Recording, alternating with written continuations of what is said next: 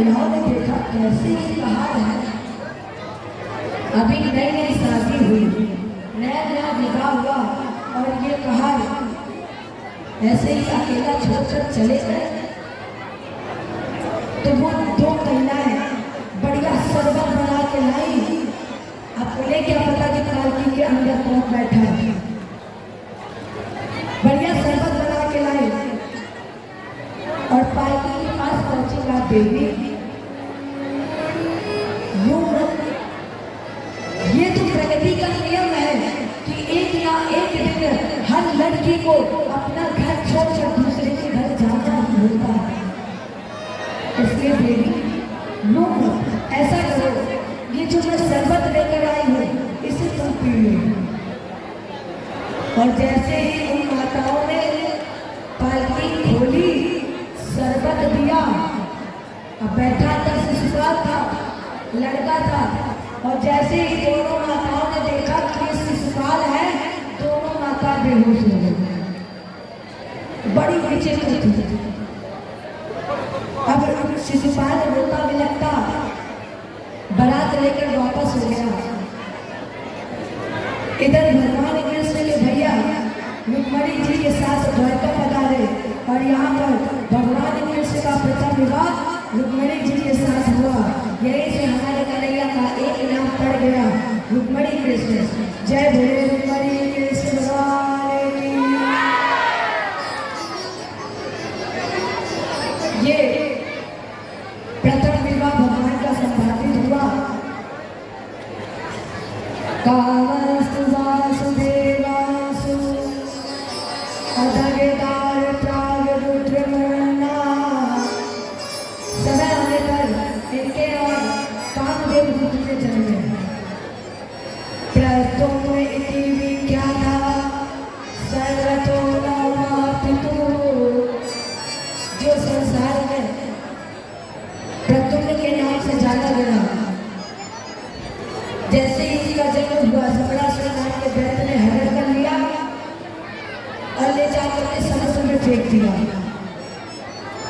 उस समुद्र में मछली थी, तो उस मछली ने उस बालक को निगल लिया।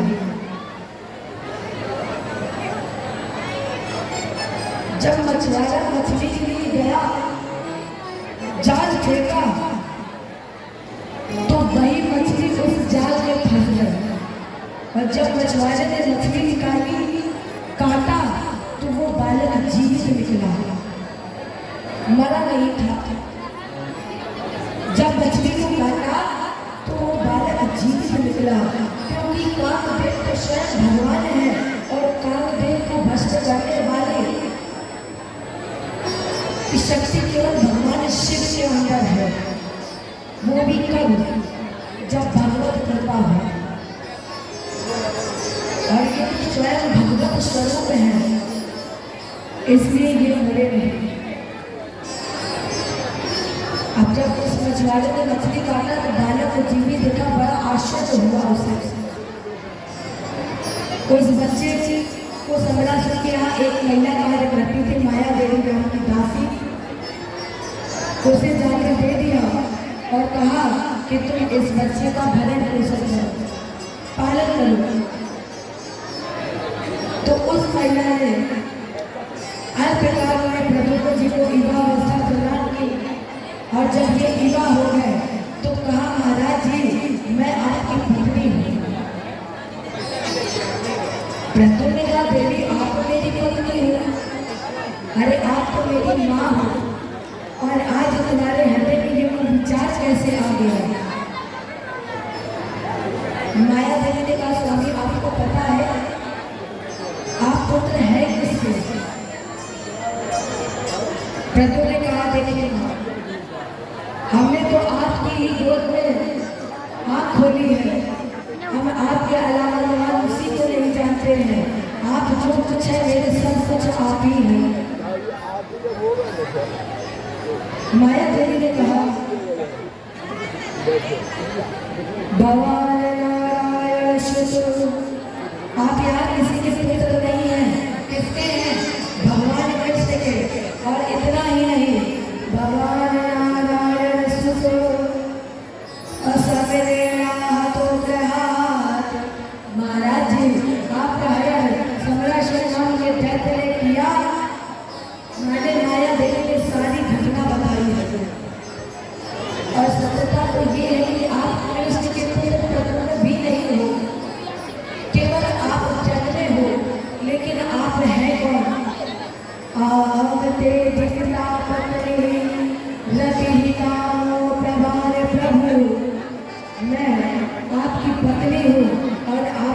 कामदेव है। तब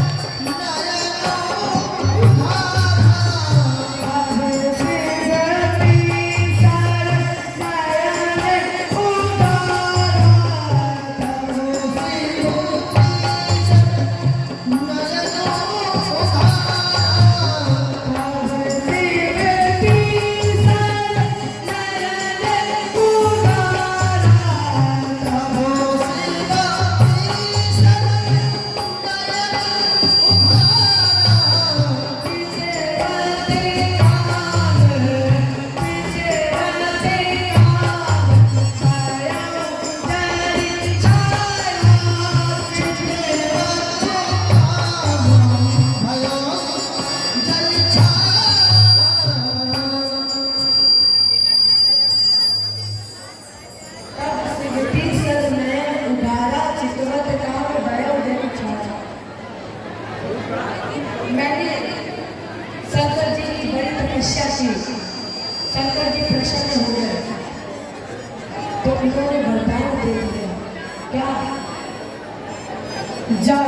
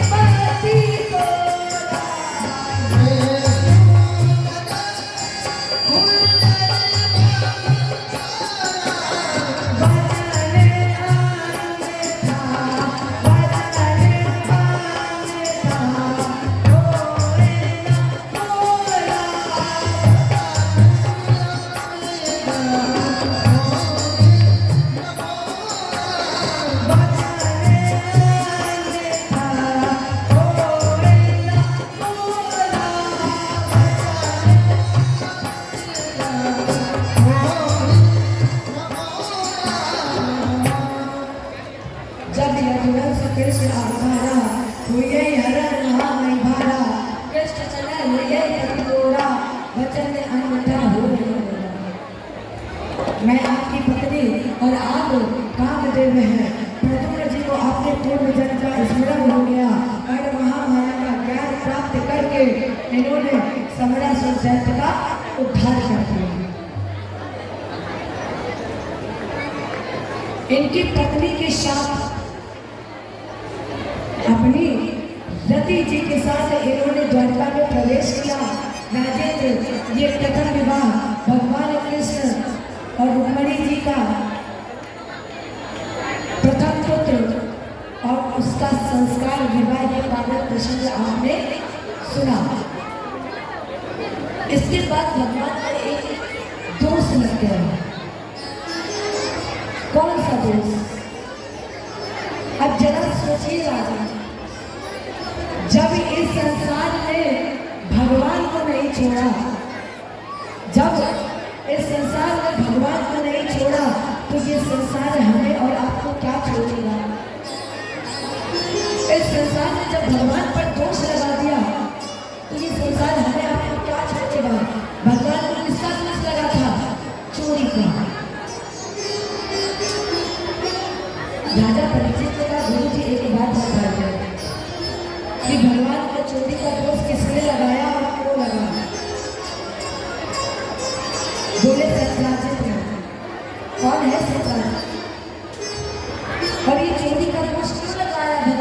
तक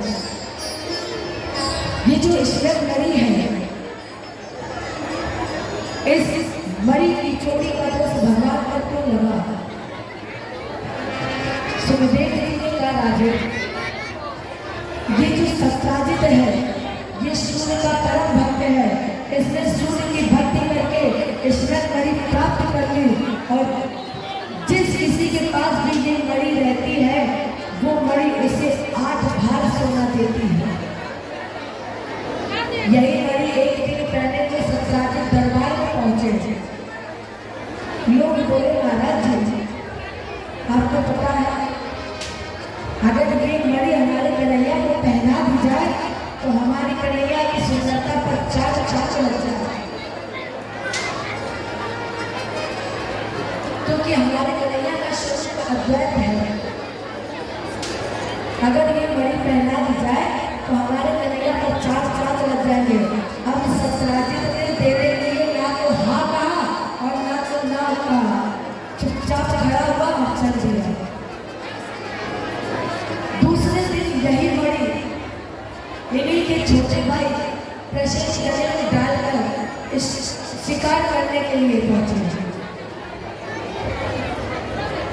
शिकार खेलने गए, सिंह ने घोड़े को मार दिया, प्रशेष को मार दिया और मणि लेकर मणि से खेलने लगा। सिंह मणि से खेल रहा था, तब तक जामवंत जी आए। जामवंत जी ने देखा तो जामवंत जी ने उसे मारकर मणि ले ली और ये मणि ले जा करके अपनी पुत्री जामवती जी को दे दी। अब सत्राजित ने देखा कि मेरा भाई अभी तक लौट कर नहीं आया है और कल ये चर्चा हो रही थी कि ये मणि अगर कन्हैया को दे दी जाए तो उनकी सुंदरता पर चार चांद लग जाएगा। इसका मतलब कन्हैया ने हमारे भाई की हत्या कर दी और वो मणि ले ली। 24 घंटे तब लगे जब ये खबर कन्हैया के पास पहुंची। कन्हैया का अंदर दोष लग रहा है, इसलिए इन्होंने अक्रूर जी के कंधे पर द्वारका का राजभार कर दिया और मणि की खोज में निकल गए। सीधे पहुंचे गुफा के पास।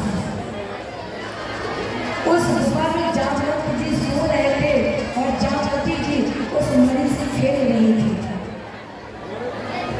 कन्हैया दौड़ करके गए और कन्हैया ने जामवती जी के हाथ से मणि छीन ली और जब जामवती जी के हाथ से मणि छीन ली तो जामवती जी वहीं पर रोने लगी। रोने की आवाज जामवंत जी के कान में पड़ी। जामवंत जी उठे और एकदम से कहा कि अब हमारा और तुम्हारा युद्ध होगा। अब भगवान कृष्ण और जामवंत जी के बीच में युद्ध शुरू।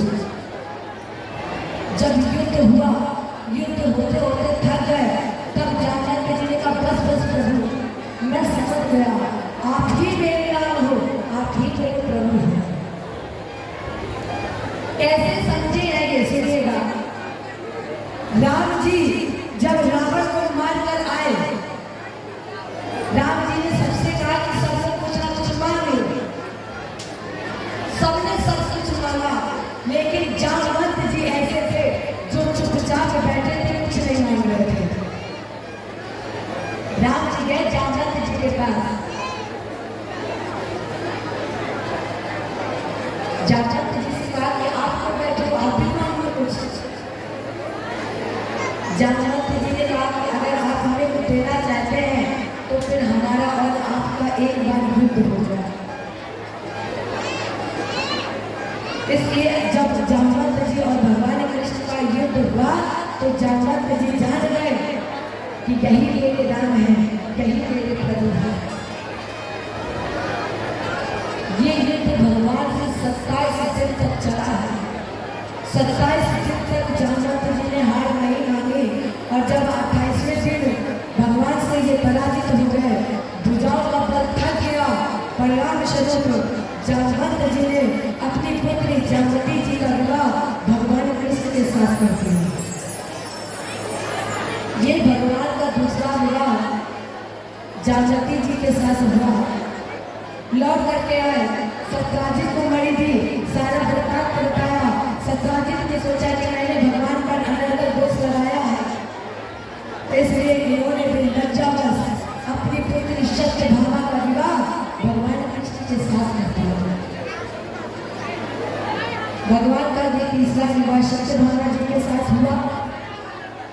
एक तारक तारू है विजयो बाल रग ध्वज अकांडी वन धनुरा गाए तुड़े छाई शाय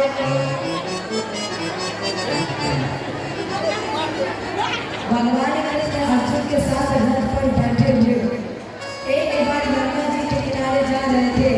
लगा हुआ था पताका झंडा ध्वजा जिसमें बांधव का चिन्ह अंकित था। अर्जुन ने देखा एक युवा लड़की तपस्या कर रही थी, बैठी हुई थी। अर्जुन ने कहा, देवी तुम कौन हो? तुम्हारी इतनी कठोर तपस्या का उद्देश्य क्या है? देवी ने कहा, देवश सभी तुम दुर्हता प्रतिक्षति अवसरो बड़े वरदा तपा परमासिता। मेरा नाम कालिंदी है, मैं सूर्य की पुत्री हूँ।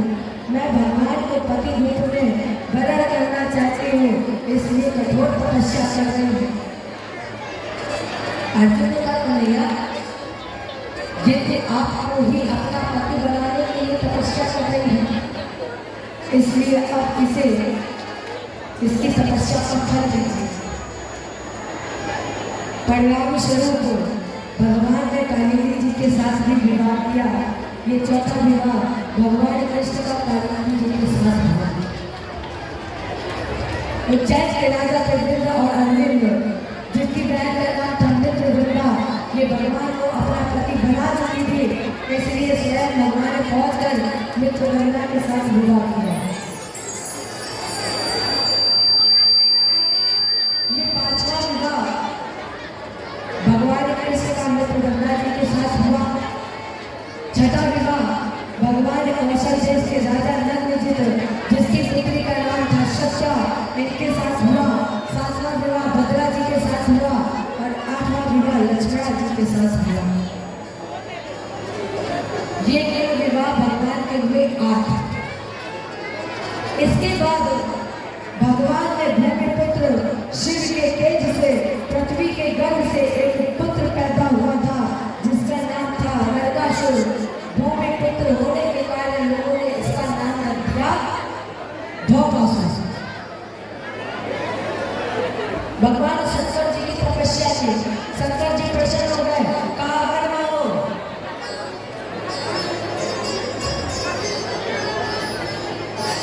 भौमासुर ने कहा, हमें वरदान दीजिए, हम किसी के मरे न मारे। शंकर जी ने कहा, ये नहीं हो सकता, इसलिए दूसरा मांगो। भौमासुर ने कहा, जब तक मेरी माँ न कहे तब तक हम मारे ना जाए। अब बताओ, किसी की माँ ये कह सकती है कि मेरे पुत्र को मार दो? पुत्र भले चाहे जैसा हो, लेकिन माँ कभी भी नहीं कहती है कि मेरे पुत्र की हत्या कर दो, मेरे पुत्र को मार दो। इतना विद्वान था, इतना अक्लमंद था कि इसने भगवान शंकर से वरदान मांग लिया कि जब तक मेरी माँ ना कहे तब तक हमें कोई मार नहीं पाए। भगवान शंकर ने इन्हें वरदान दे दिया। ब्रह्मास्त्र ने अपने बल का दुरुपयोग किया और भूमंडल को जीतकर इसने 16,100 कन्याओं की बंदी बना ली।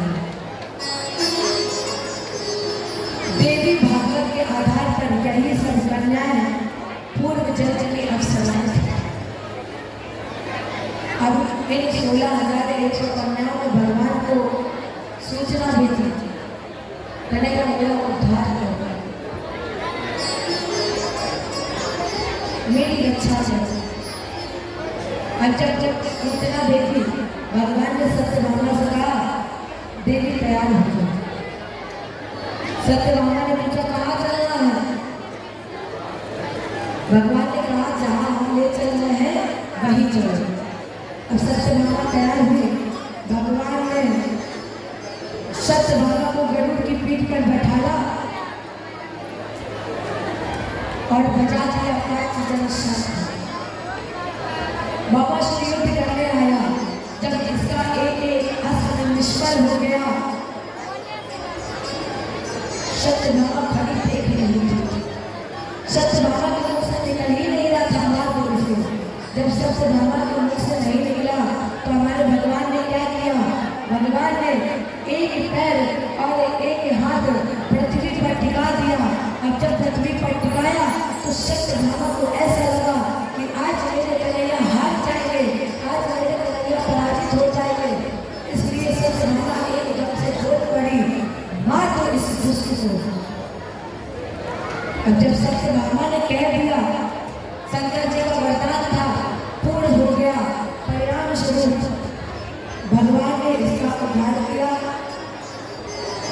और जैसे ही इसका उद्धार किया सीधे कारागृह में पहुंचे, सारी कन्या को बंधन मुक्त किया। अब जब सभी कन्याओं को बंधन मुक्त कर दिया, भगवान ने कहा ऐसा है सभी लोग अपने अपने घर लौट जाते। हम देखिए को क्या कर रहे हैं।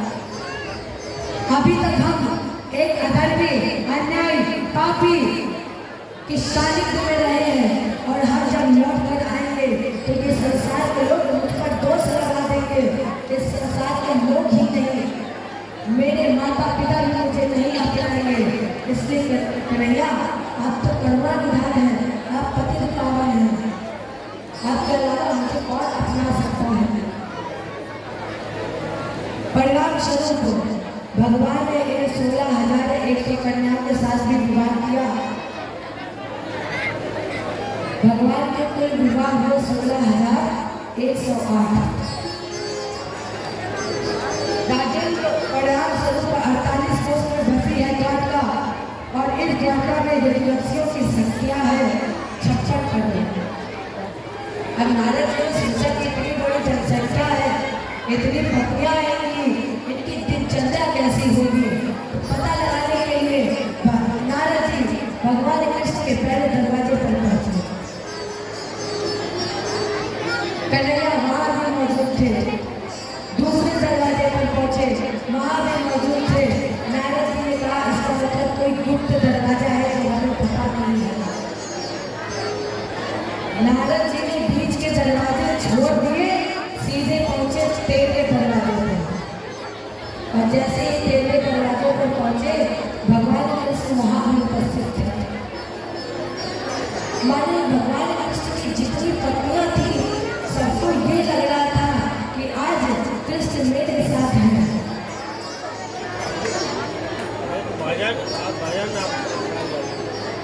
इधर प्रद्युम्न जी का विवाह रति जी के साथ हुआ। दूसरा विवाह रुक्मी की पुत्री के साथ, इसी प्रद्युम्न के पुत्र का नाम था अनिरुद्ध। इसी अनिरुद्ध का प्रथम विवाह रुक्मी की नाती रोचना जी के साथ हुआ। दूसरा विवाह 1200 की पुत्री उषा जी, जिस विवाह में भगवान कृष्ण का और 1200 का युद्ध भी हुआ है। सुखदेव जी ने कहा राजेंद्र बाल पुत्र शस्य जेसो बड़े राशि महात्मा हे बावन रूपाए हरे दान मेरे दान। दैत्यराज बलि के 100 पुत्रों में से सबसे बड़ा पुत्र दान। जिस दैत्यराज बलि के यहाँ भगवान 3 पैर पृथ्वी दान मांगने गए हैं।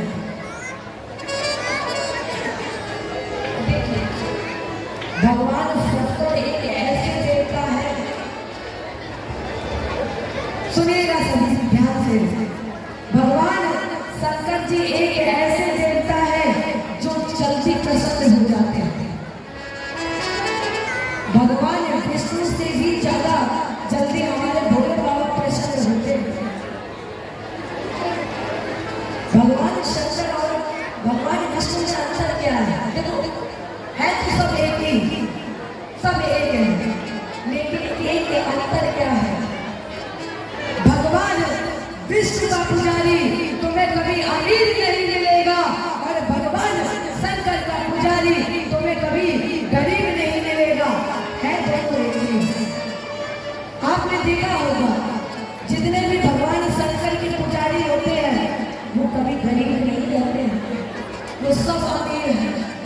और जितने भी भगवान विष्णु के पुजारी देखो दर दर भटकते और मांगते हैं गली गली है दो व्यक्ति हरि हर एक है दोनों हमारे भोले बाबा का है और ना हमारे भगवान विष्णु का है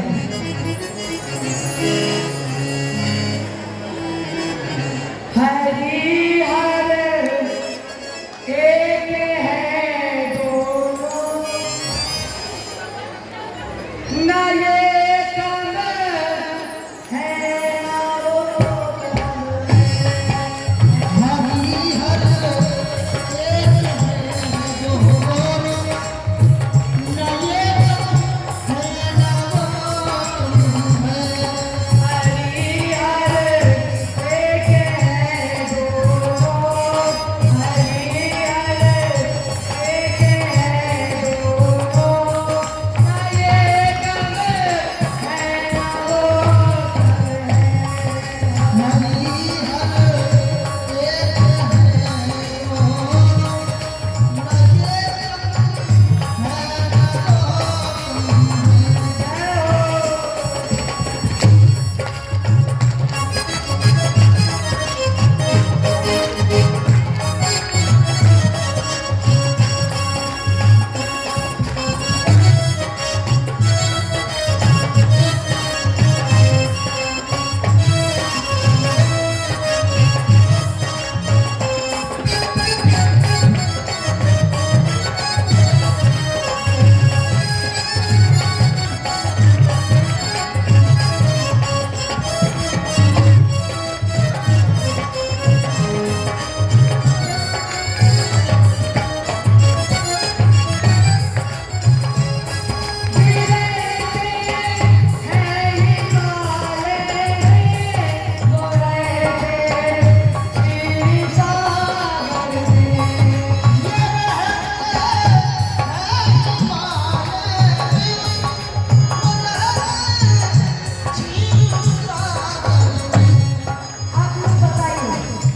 हमारे भोले बाबा कहाँ रहते हैं? जोर से बोलिएगा। हमारे भगवान शंकर कहाँ रहते हैं? और हमारे भगवान विष्णु क्षीर सागर में। दोनों लोग अपने ससुराल में ही रहते हैं। रहते हैं ससुराल में। पार्वती जी का मायका कहाँ है? हिमालय में। और भगवान विष्णु का मायका क्षीर सागर में।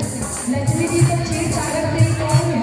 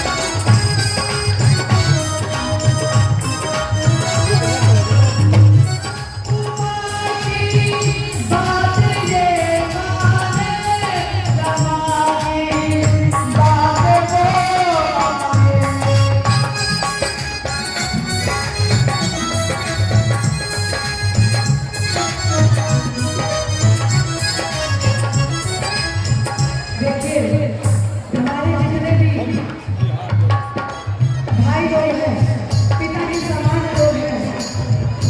इस लाइन से एक संदेश मिलता है कि सभी लोग अपनी पत्नियों की बात मानें। जय बोले कृष्ण भगवान की।